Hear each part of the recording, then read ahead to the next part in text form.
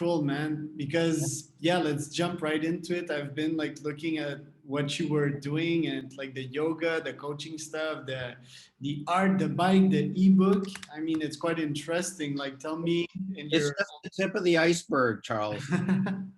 well, that's super interesting. I also saw like the art of partying, which I've kind of ordered a free sample for my own Amazon Kindle. So that's pretty cool. Tell me like what you're doing nowadays and who are you, Dan Becco? Yeah, so well, I'm a you could consider me a Renaissance man Okay. with many personalities and many personas. One of my personas is Party Monster, but that is not official. And I don't know if you're going to publish it after I just did that. But if you ask me how I'm doing at some point in time in the interview, I have a standard answer that was quilted by other people's responses to the question, "How are you doing today?" But we'll set that aside for now. So, what am I up to? Well, I like to be of value to my company, Tech.us, as a cold call hero. Yep. I'm interested in knowing how you're going to blow them away. It's kind of a top secret project, so I have to kind of chase Rob and Praveen on what's going on with Charles, but I see that they're making some progress. It's a Yeah. little, it's a little annoying, but things don't always go my way. I think I would say that I'm an artist and a creative at heart. Okay. And that manifests in being a drummer for a rock band. I take the lead for the most part in starting bands ever since 2015 because I can have more control over the personnel and the recruitment and the Hmm. sound scheduling, and then I kind of let go of the reins. I love being a drummer. It's a very physical, sort of earthy way to communicate with my fellow artists. Rhythmic. You know the heart. The heart is a beat. The respiration is a beat, and I guess it's just life. Life has a beat. Time has some kind of beat too. So Yeah, I guess that's a way of enlightening yourself, giving you some kind of rhythm and also expressing yourself, right? yeah. I feel that the drummer is a critical component to any rock band and Yeah, other genres. yeah. And someone asked me once, can you imagine a rock band without the drums? I don't think it's possible. So, Would be weird.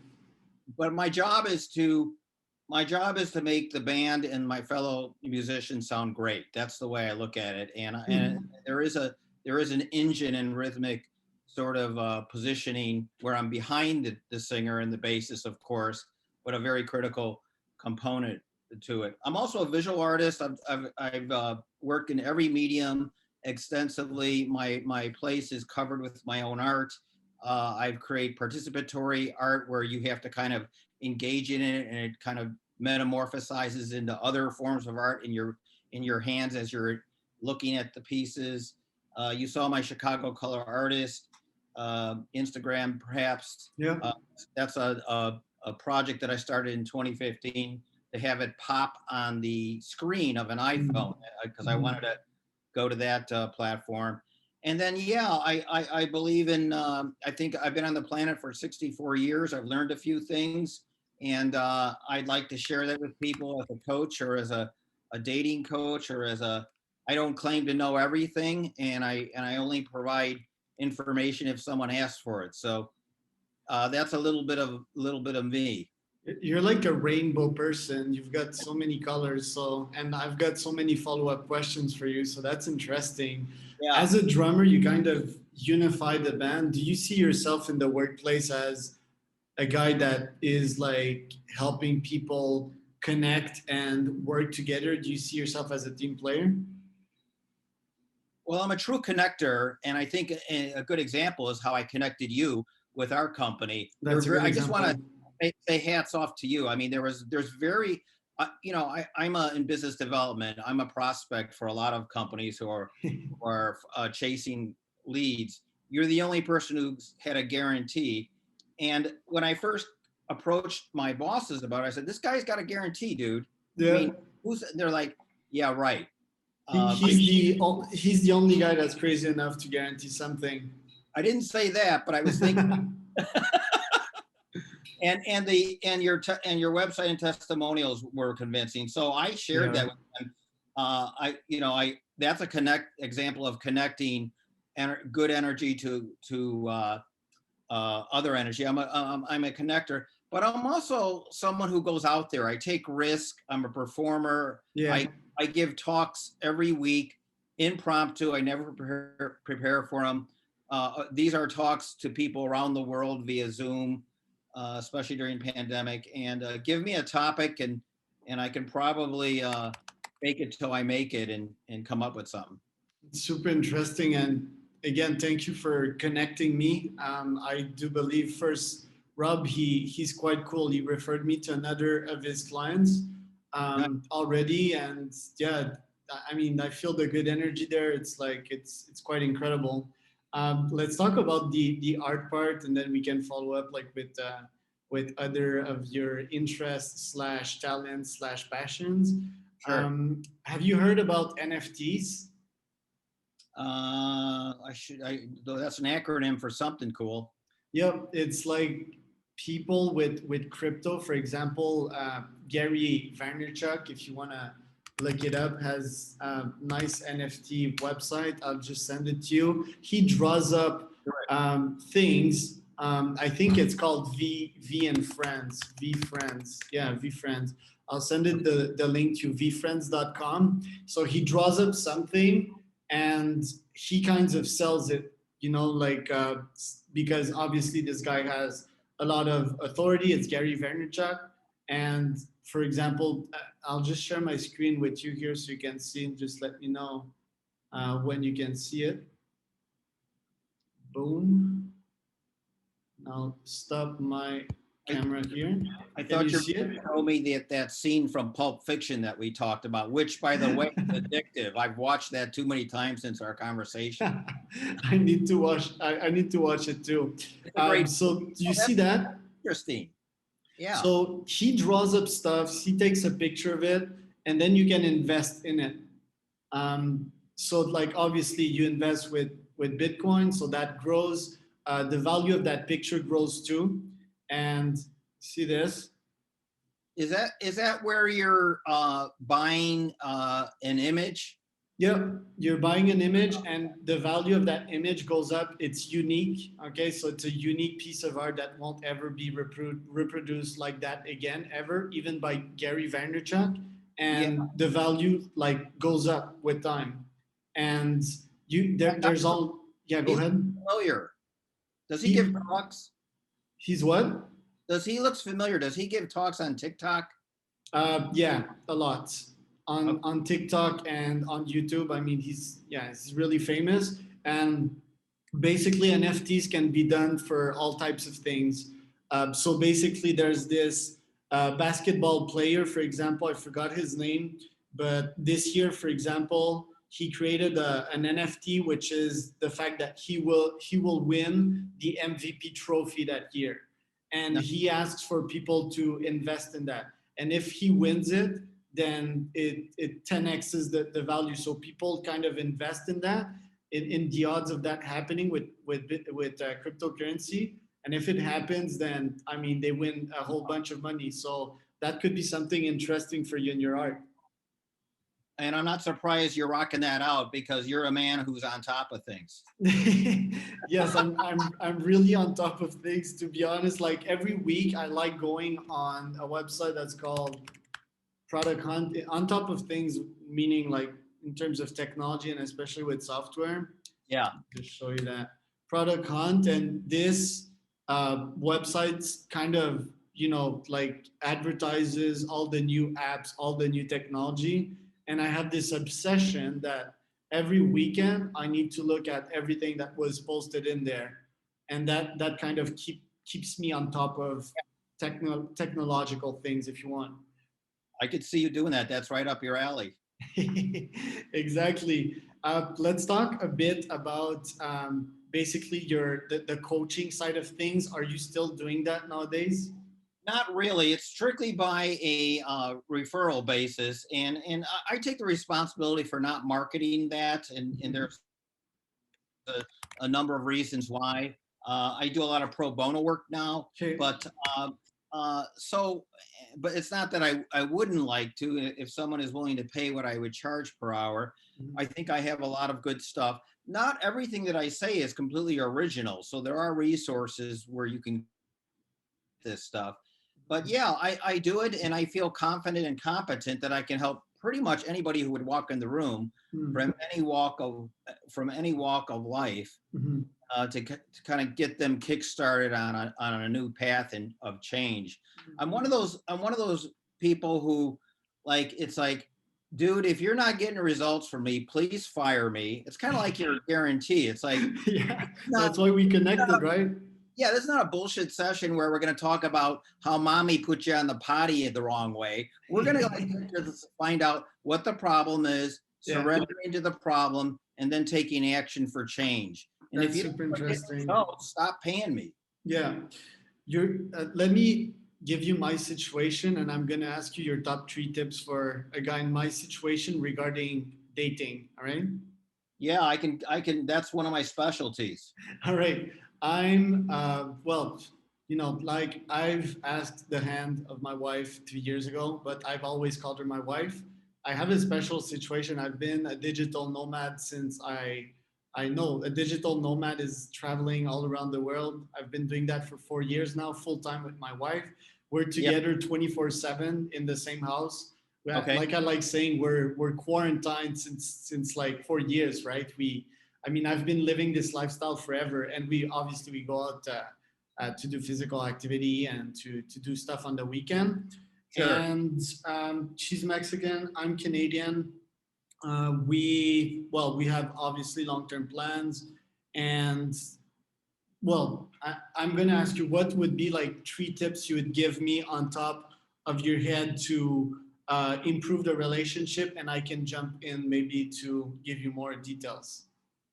Yeah, that's a very open-ended question, Charles. But I would say, and I always speak from experience, not from a book that I read. Yep. So everything that I tell you has been time tested, and I've made, it's called the art of messing up in life. You mess up until you learn a few things, and then you forget and you fall down. Trial and error.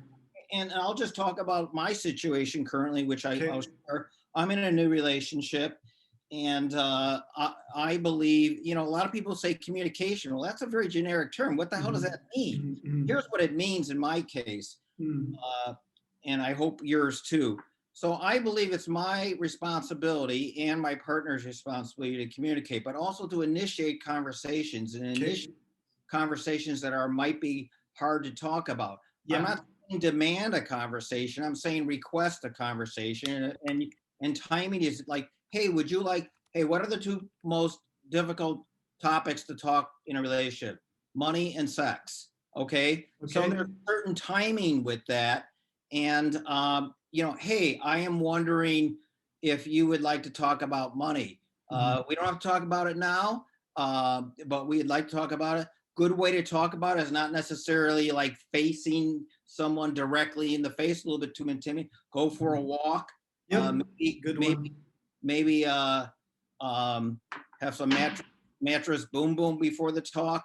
Uh, Good no, idea also to get the serotonin flowing yeah, the brain. it makes a difference. Or lighten up, like lay on your back and hold hands and turn the lights off for five That's minutes. good. Go into Yeah. the Or talk. go for a drive, maybe. Go for a drive, yeah, because then you're actively engaged, and the conversation is not as heavy. Yeah.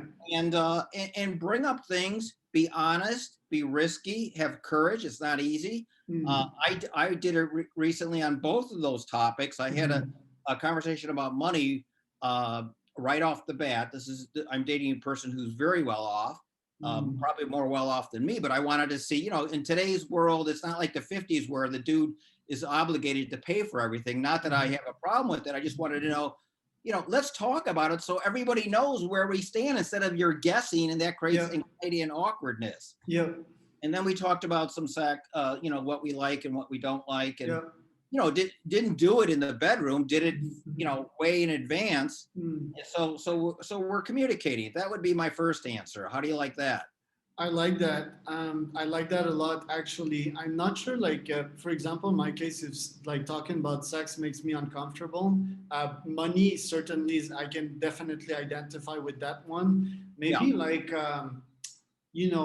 the time spent together. That's a tough one. That's a tough topic. And yeah, same when we will have children's, like I guess spending time with your children is quite important. But I mean, it's a super good question, and sorry, a super good response to my question. And regarding over communication, it's probably that one of my top five values in life. I certainly know that with top leads, it's our number one value. We have three values at top leads. So over communication, performance, so getting 1% better every day, and sure. loyalty. And I'm thinking about including love as a fourth, because Yeah, there's not enough of love in business. There's a lot of stress, but I think it's really good. And to communicate about the tough things is it's a really good tip. As Tim Ferriss says, do you know Tim Ferriss? of course I do. The more uncomfortable conversations you have, the higher the quality of your life. So that's one of Huh, my favorite quote for him from true. him. And yeah, good tips. I have a bunch of rapid fire questions for you if you're up for it, since we only have 15 minutes left. Yeah, go for it. Okay. So let's start on the business side. Let's say, okay. Sure. So what have been your greatest wins in 2020? So last year, and what have been your greatest losses for last year and this year? So there's like four answers in that question. Yeah. Well, I would say my greatest win is developing the art of being a cold call hero, and Okay. I use that last word specifically because I do believe it's an art, and it's just like Yep, what it you're is. talking about. You got to like, and the win is that I've done it really in a vacuum. Okay. Honestly, Charles, I in the last 2 years I've worked in a silo, either out of my home or out of a WeWork office. I don't have a guy who's inspiring me to say try this or do this. I look for how to do it on my own. I feel what I've learned so far is probably there's so much more to learn, but it's the art of messing up and having a certain mindset for that. I would say that's my biggest win. My biggest loss would be um, probably not actualizing. Now, first of all, I just want to preface this with like, life doesn't go my way. And I believe that the universe will give me what I need, not necessarily what I want. So I would say my first answer to your question is, well, I haven't gotten into a situation where I can inspire others to make cold calls or manage Okay. people. I feel I'd be very good at that. Uh, Hmm. but I haven't in the last 2 years. I've been in that position prior, but not in the last 2 years, Okay. especially with tech companies, because I don't necessarily have a strong tech background. I'm more of Yep. a, I have a kind of this renaissance background, and people, I haven't worked for Salesforce for 10 years. So people don't know what to do with me probably. Okay, so greatest win is cold call, and greatest loss is like technological adaptation, or what? I think greatest loss would be to advance myself in a position where I'm coaching others in the as a person who provides inspiration. I don't like to use the word manager because that's kind of like 80s dated. Uh, Hmm. I'm a yogi, Coaching. and the best. I heard a yoga instructor say the best yoga. I said, who is the best? What is the best yoga instructor? And he answered just like Tim Ferriss had an answer for you. He said, it's someone who inspires you. Okay, good answer. You might use the term sensei, Yeah, I do. the I greatest sensei. I had one in a garage. He'd show up and he'd say, "Okay, we're going to work on concrete bricks now." Okay, yeah, that's a good one. That's how like Shaolin monks train. Have you ever seen like those documentaries where Shaolin monks train for like 20 years on the same stone, and there's a hole in the stone? I haven't seen that, but I'm monks do amazing things. You know, they also They do. meditate around corpses to remind you of the shortness of life.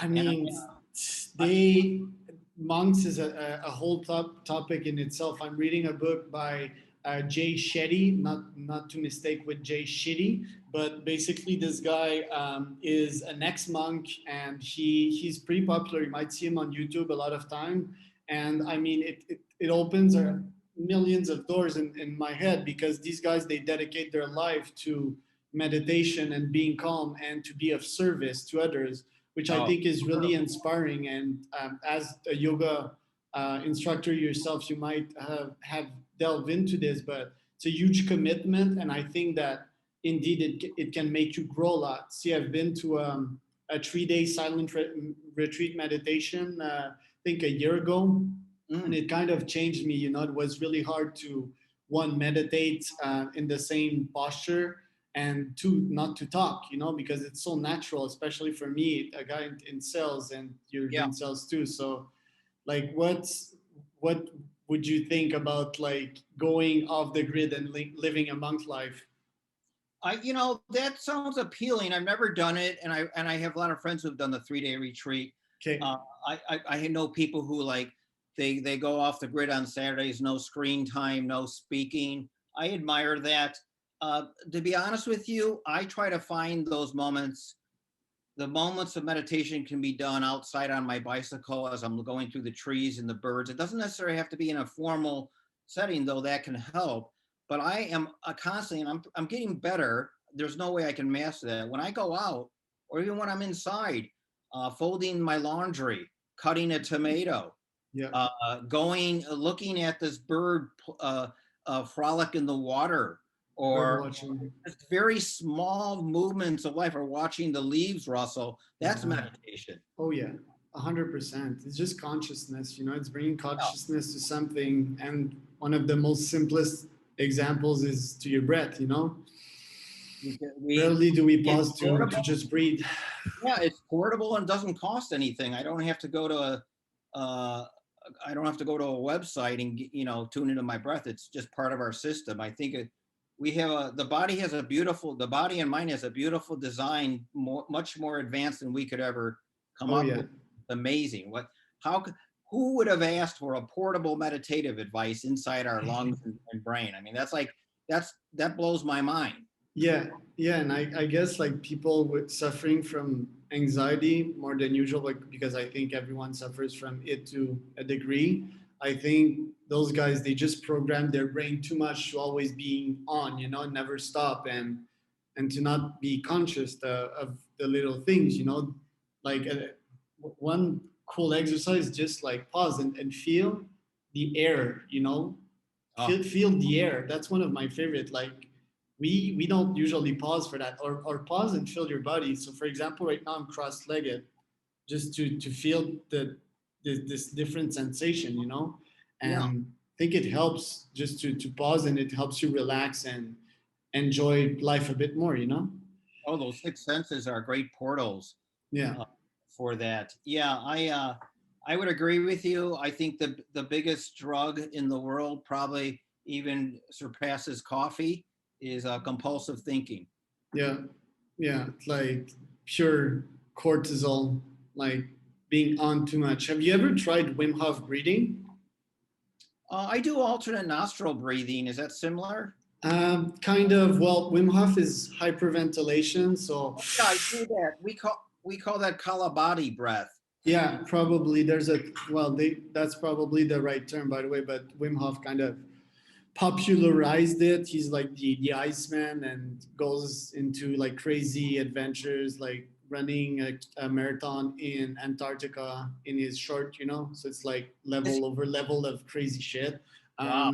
But basically, this guy, yeah, this method, I can send you a link. It's like 10-minute breathwork sessions, and just love doing them before any important activity, to give me energy, or just to expose the bad stuff out, you know, when I'm Oh, stressed, and say I yeah. have a stressful The meeting.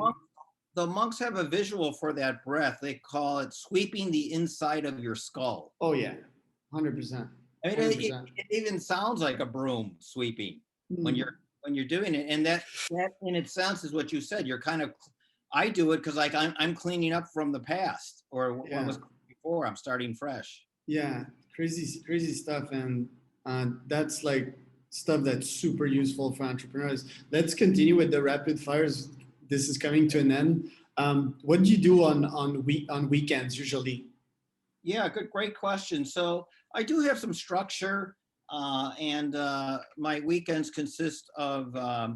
I'm a big music curator. Okay, Tenacious in finding the coolest, the latest, the most, you know. I use the word compelling, provocative music. I like okay, everything from punk to Miles Davis, including mm, techno, indie, and sort of. And I have a handful of internet radio stations in Seattle, Minneapolis. okay, I'm on lists for clubs in New York and seeing what okay, bands are there. So I spend some time on that. It's a labor of mm, love, and I've got mix tapes from the '70s where there's not a song that repeats. Uh, mm. so I'm into that. I practice with my band every other weekend.